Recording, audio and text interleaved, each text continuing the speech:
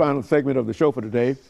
We're talking to the Chancellor of the Tennessee Board of Regents, Dr. Charles Manning, and the issue is the Board of Regents 2009 and some of the challenges and opportunities that are now available. And of course, Dr. Manning, let's allow you to continue our conversation. Sure, and I'm expressing my personal opinion, but I think there's been a lot of people with it that we're gonna need more skills and education to be competitive in our world markets, and we've got to figure out ways to raise them. And one of the interesting things in Tennessee is if you think about a workforce as a pyramid in terms of how much education and skills you have to do the job.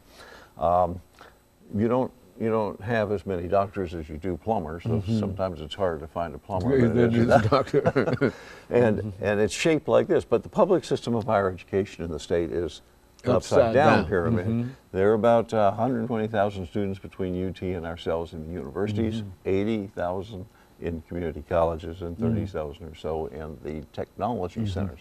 So if you believe what I do, then a community really needs to think about advancing their workforce as a part of the essential infrastructure, just like waters and sewer and transportation, communication. It is a part, yes, it is. It needs to be a part of that. And I'll tell you what some communities are doing, and I think it's very interesting that they are actually using city money or county money to help support students who graduate from the high school in their community to go to the community college in that region, or the tech centers in some cases. And bring that skill back to them, is that? And if you think about that middle third of students, they sometimes don't start college, or if they do, they don't finish, and we're trying to get them all the way through. The reality is, 40 years from now, they're much more likely to be sitting right in that same community than the top of the class. They're likely to go somewhere else. So it's a very good investment to try to build that infrastructure and the skills of those in the community, and they're more than likely to stay there.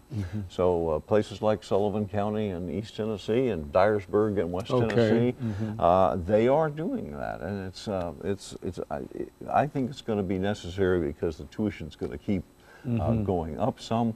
And we spoke of lottery before. That's a big help to those students who get it. But if you go back to that middle third, they're more than likely not to. Adults, we've opened it up so it's possible now to get it, but still, if you look at the percentages, it's still not promised to adults. Is that more than not very many are getting it yet.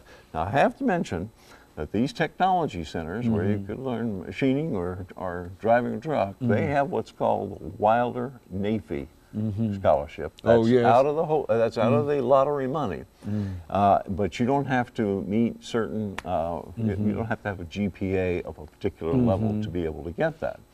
So you can start there. So there's a lottery in technology in a real sense. Is that what? Without, I mean, you have to graduate from high school, but it doesn't say you have to have a B average, or you have to have a 19 on your ACT tests or any of that. You don't have to have that, and it is available. Which is another opportunity for those who are so inclined toward that area to recognize that there is this training, and that this training can be paid for by the state. Is that? Yes. Yeah, and you think about being fully licensed as an auto mechanic. You can be in the $40,000 to $50,000 range, and if you do well at it, be twice that in not too much time. So it's in terms of getting your life going. One other thing I'd mention from a student's perspective and a family's perspective, and I'll use nursing as the example. That's a great field to be in. You can virtually be anywhere in the United States. You can get a job. I've got two sisters involved in it. Yeah, but it costs money to do all this thing. But here's a track that a student can take. They can go to one of these technology centers and get an LPN, a licensed practical nurse certificate, and go to work, earn money. We have worked in the Board of Regents to